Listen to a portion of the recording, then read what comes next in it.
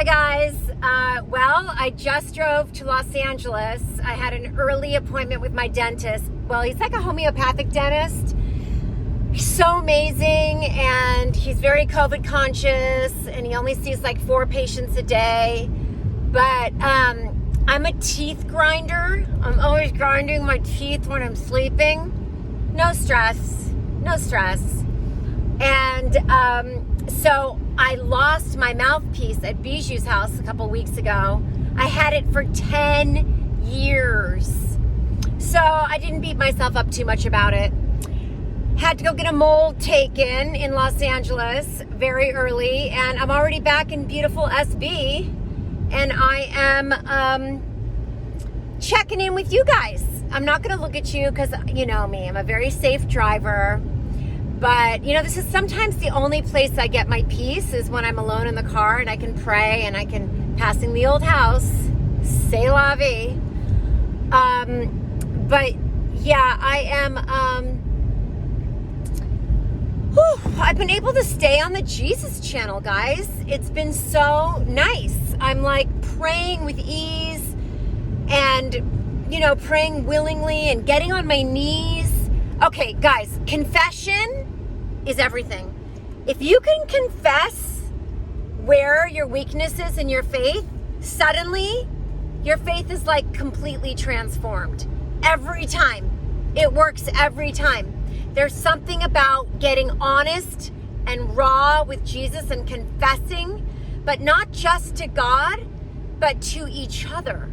Confessing to each other where we're struggling in our faith, and then it's amazing how things just fall into place. I think my daughter's behind me. I'm pretty sure she is.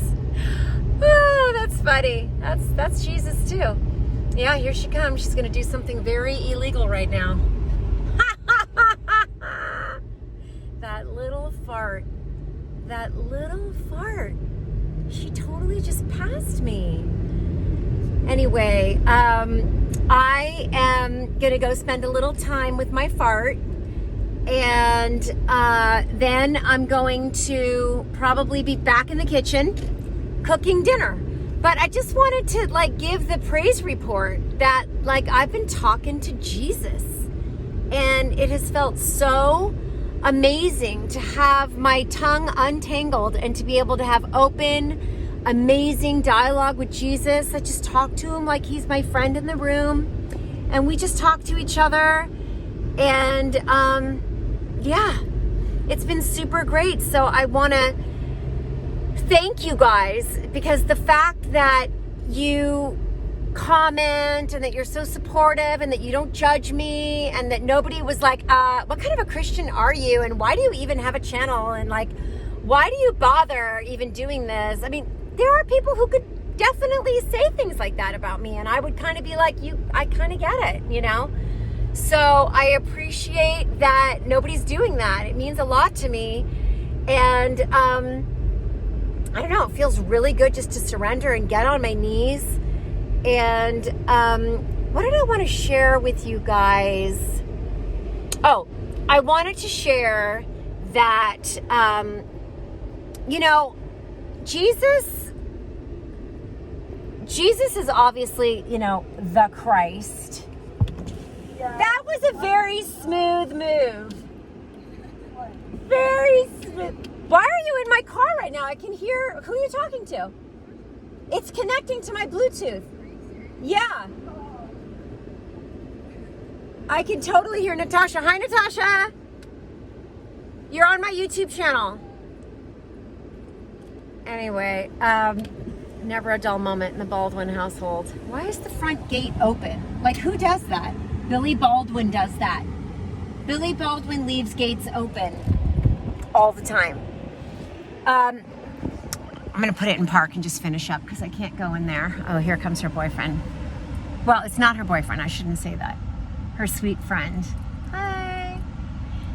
So, anyhow, I am thinking about Jesus, and I'm thinking about the fact that, you know, he's called the Christ. And I'm thinking about the fact that God died for me. And when I really stop and think about the fact that God decided that that would be... Love you. Hold on. What? Don't run him over. Oh my gosh, she almost ran him over. That would not have been good. Okay.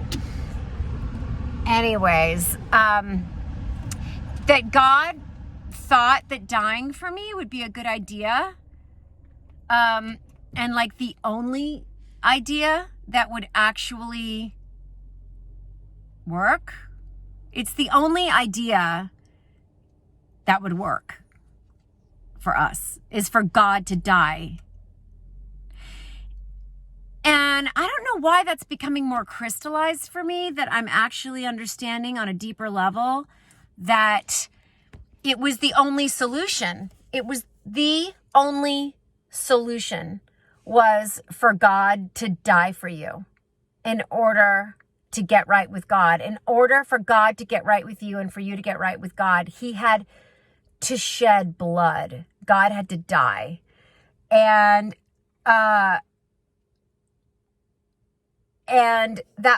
was the only answer. There would have been no other way for us to be reconciled with God. And hallelujah that I'm having this epiphany and revelation that just like there's one way, one truth, and one life, there's only one way that God could accept you in his sight, in his presence. Only one way God could accept me in his presence was to actually die for me, to die for you. Then we could stand in his presence because we would be as holy as Jesus. Because once he died for us and we accepted his payment, his, debt, well, he paid our debt. So once we accepted that he paid our debt and that he's God, I have to open the door, the dog's going to die herself. Then we could stand in God's presence and be acceptable and holy in his sight, white as freshly fallen snow, pure, perfect in his sight. That's big. That's big. So now I'm going to take the rest of the day to just lay in my backyard and meditate on that and listen to God's creation, listen to those birds and sit in the shade and maybe even, I pray, take a nap. So God bless you. Stay well, and I'll check in again soon. Bye. Peace of Christ.